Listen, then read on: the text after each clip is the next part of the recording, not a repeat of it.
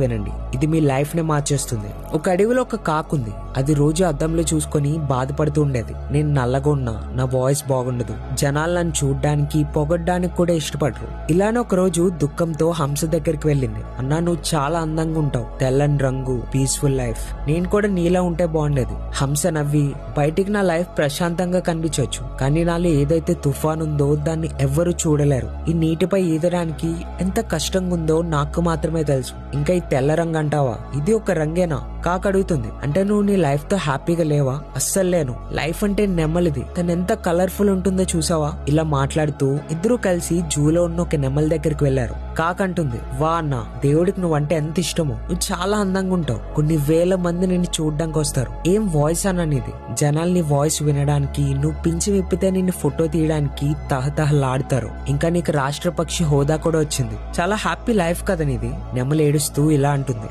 ఏంటి ఇది ఒక జీవితమేనా? ఈ అందం వల్లే నేను ఈ జూలో చిక్కుకున్నా. మనుషులు నా రెక్కల్ని డెకరేషన్ వస్తువుల కోసం పీకుతూ ఉంటుంటే నాకు చాలా నొప్పి వస్తుంది. నేను అస్సలు హ్యాపీగా లేను. కాకి షాక్ అయ్యి, నువ్వు కూడా హ్యాపీగా లేకపోతే ఇంకెవరున్నారు? నెమల అంటుంది, నేను చాలా రోజులుగా ఆలోచిస్తున్నా, ఒకవేళ నేనే కానీ కాకినైతే ఎంతో స్వేచ్ఛగా నాకు నచ్చిన చోటికి తిరగలను. ఎవరు నన్ను బెదిరించరు. నిజంగా లైఫ్ అంటే నీది, నీకంటూ ఏం టెన్షన్స్ లేవు. ఫ్రీగా ఎగురుతూ చక్కర్లు కొడతావు, ఎక్కడ నచ్చితే అక్కడ కూర్చుంటావు. మోరల్ ఆఫ్ ద స్టోరీ, ఈ ప్రపంచంలో ఎవ్వరూ పర్ఫెక్ట్ కాదు, పూర్తి సంతోషంగా ఎవ్వరు ఉండరు. ప్రతి మనిషి ఏవో ఒక సమస్యలతో బాధపడుతూ ఉంటారు. అందుకే వేరే వాళ్ళని చూసి మిమ్మల్ని మీరు తక్కువ చేసుకోకండి. అండ్ ఇలాంటి వాల్యుబుల్ కంటెంట్ మిస్ కాకూడదు అనుకుంటే ఫాలో అవ్వండి.